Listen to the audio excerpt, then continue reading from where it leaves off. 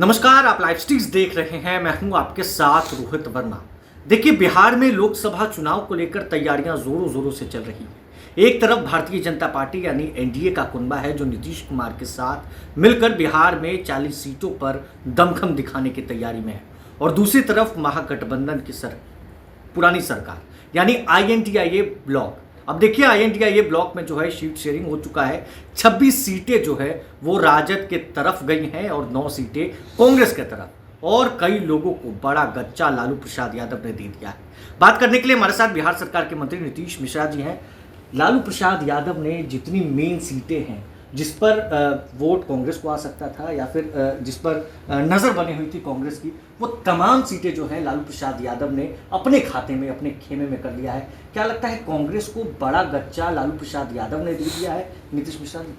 नहीं, देखिए, मुझको लगता है कि ये विषय जी खासतौर से जिस गठबंधन की आप बात कर रहे हैं, वो गठबंधन तो कभी अस्तित्व में आया ही नहीं। जी कांग्रेस पार्टी राष्ट्रीय पार्टी है, बड़ी पार्टी है, लेकिन बिहार में जो उसकी स्थिति है, उसकी जो निर्भरता है राजद पर, और वो कहीं ना कहीं एक संशय का जो वातावरण बना हुआ था कि 2 सीट लड़ेंगे, 4 लड़ेंगे, कौन लड़ेंगे, नहीं लड़ेंगे, तो कहीं भी ये गठबंधन एक कोई अलायंस जैसा दिखता ही नहीं जी और ना ही अलायंस है मेरी नज़र में। और ये कहीं ना कहीं विरोधाभास, कॉन्ट्रडिक्शन, कहीं ना कहीं अपने एक वर्धस्त आप जिसको कहें, या अपनी सुप्रीमेसी स्थापित करने की बात, तो ये अलायंस ना सिर्फ बिहार में बल्कि देश में भी कहीं एग्जिस्ट ही नहीं किया।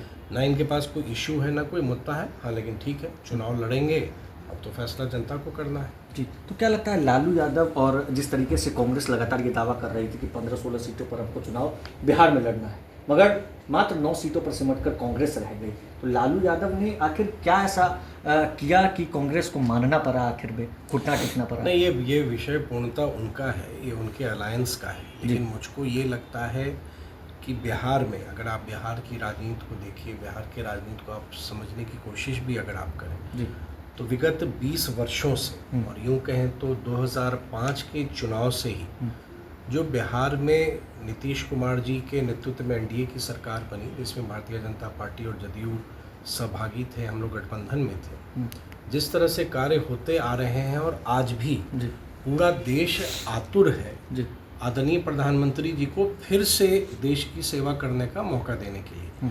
तो मुझको लगता है कि कोई भी पॉलिटिकल पार्टी, आप सीट शेयरिंग आप किन्हीं को 2 दें, 4 दें, 8 दें, वो अपना उनका गणित है, वो उनका अपना इंटरनल विषय है। लेकिन जहाँ तक हम लोग का प्रश्न है, या देश का प्रश्न है, या अपने राज्य का प्रश्न है, मुझको पूरा विश्वास है कि बिहार की जनता का भरोसा आदरणीय मुख्यमंत्री श्री नीतीश कुमार जी और देश के प्रधानमंत्री आदरणीय नरेंद्र मोदी जी के नेतृत्व में है।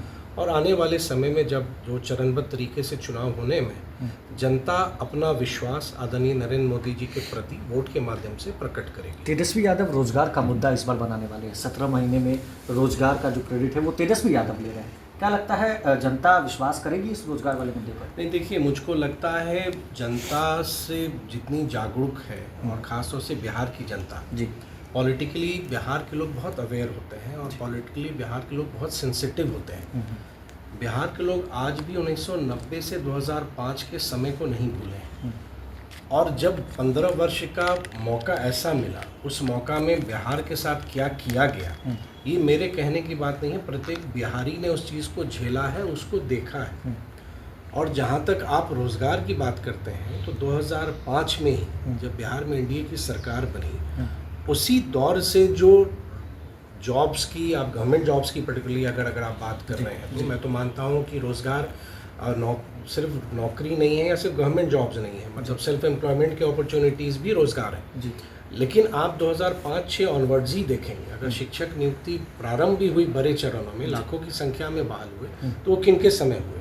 और ये सारे निर्णय आप ये देखेंगे कि 2005 के चुनाव में, 10 में, 15 में, 20 में सरकार एक विजन डॉक्यूमेंट पर काम करती थी, जिसको आप प्रारंभ में सुशासन के कार्यक्रम, बाद में 7 निश्चय, और फिर आत्मनिर्भर बिहार के 7 निश्चय पार्ट 2 के तहत होते आए। तो ये तो कंटिन्यूटी में काम होता रहा, कोई ऐसा नहीं है कि आपने 17 महीने में, तो आप दावा करते हैं कि आपने कर दिया, लेकिन 15 वर्षों में आपने कितना दिया, तब इस बात का भी जिक्र कीजिए। और मुझको लगता है जनता समझ रही है इस बातों को, लगातार आप देखेंगे कि वैकेंसीज जहाँ पर रिक्तियाँ हैं वो एक स्वाभाविक प्रोसेस है। गवर्नमेंट के डिपार्टमेंट्स की वैकेंसीज हों या कहीं भी हों, वो एक समान प्रक्रिया। मैं भी जब ग्रामीण विकास विभाग का मंत्री था तो हज़ारों की संख्या में ग्रामीण विकास विभाग में मंत्री रहते हुए मैंने जॉब्स दिए, चाहे वो आवास सहायक हों या मनरेगा में हो या जीविका के माध्यम से हो। तो ये समय है और उसके लिए मुझको लगता है जब हम जिनके नेतृत्व में काम करते हैं उनके विजन के अनुरूप हम काम करते हैं, और सरकार जो नीति तय करती है या जो प्रोग्राम तय करती है, एक मंत्री के नाते या एक जनप्रतिनिधि के नाते हम उसको लोगों तक पहुंचाते हैं।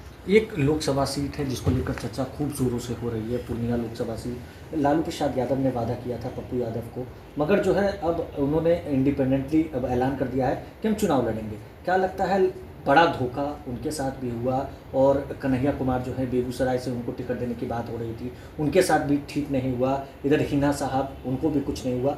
तो लालू प्रसाद यादव एक एक करके क्या बदला इन लोगों से ले रहे हैं? नहीं, ये उनका विषय है, मुझे उनके विषय में कुछ नहीं कहना। मैं इतना जानता हूँ, आप चाहे पूर्णिया की बात करें, बेगूसराय की बात करें या बिहार के 40 संसदीय सीट की बात करें, वहाँ पे एनडीए के जो हमारे प्रत्याशी हैं, एनडीए के प्रत्याशी बड़ी बहुमत के साथ चुनाव जीतेंगे। बाकी किस दल ने क्या किया, किसको वादा किया, किसको नहीं किया, ये मेरा विषय नहीं है। मैं भारतीय जनता पार्टी का कार्यकर्ता हूँ और एनडीए के सभी प्रत्याशियों को जीत मिले उसमें मुझसे जितना बन पड़ेगा व्यक्तिगत तौर पर करूँगा। और मैं जितना बिहार को समझता हूँ, मुझे पूरा विश्वास है, बिहार की जनता का अटूट विश्वास आदरणीय प्रधानमंत्री श्री नरेंद्र मोदी जी के साथ है। नीतीश कुमार के साथ इस बार 400 पार हो जाएगा निश्चित तौर पर। आप देखेंगे कि देश में जो एक विश्वास, देखिए सबसे बड़ी बात क्या है जी, लोकतंत्र में लीडरशिप के प्रति ट्रस्ट होना बहुत बिरले होता है कि जब आप अपने नेतृत्व पर विश्वास करते हैं कि नेता जो कहते हैं वो करते हैं। और आदरणीय प्रधानमंत्री जी का अगर आप यूएसपी कहिए या उनकी विशेषता कहिए तो वही है कि जो प्रॉमिसेस उन्होंने किए, जो वादे उन्होंने किए, उसको उन्होंने डिलीवर किया है। तो लोगों में ये भरोसा बना हुआ है कि अगर उनके नेतृत्व में सरकार बनेगी तो आने वाले जो हमारे 5 वर्ष हैं, और जिनके लिए प्रधानमंत्री जी अमृत पीढ़ी कहते हैं, जो हमारा यंग जनरेशन है, यंग जनरेशन को एक विकसित भारत हमें मिले और हम विश्व के तीसरी बड़ी अर्थव्यवस्था अगर होंगे, तो अगर हम तीसरी बड़ी अर्थव्यवस्था होंगे तो उसका बेनिफिट देश के हर एक नागरिक तक जाएगा। तो हम उस उद्देश्य के साथ हम लोग आगे बढ़ रहे हैं और मुझको लगता है कि आदरणीय प्रधानमंत्री जी पर लोगों का एक स्नेह है, एक ट्रस्ट है, और मोदी जी का एक ट्रैक रिकॉर्ड है और आने वाले वर्षों के लिए एक विजन भी है। तो मुझको लगता है ये कॉम्बिनेशन किसी लीडर के लिए बहुत ही विलक्षण है और बहुत कम दिखता है। चलिए, तो पीएम मोदी में क्या खूबियां हैं और कॉम्बिनेशन के साथ 400 पार पूरे देश में होना है, बात करने के लिए हमारे साथ बिहार सरकार के मंत्री नीतीश मिश्रा मौजूद थे। बहरहाल इस खबर में बस इतना है। अगर आपने अब तक लाइव सिटीज को सब्सक्राइब नहीं किया है, जल्द से जल्द लाइव सिटीज को सब्सक्राइब कर लें।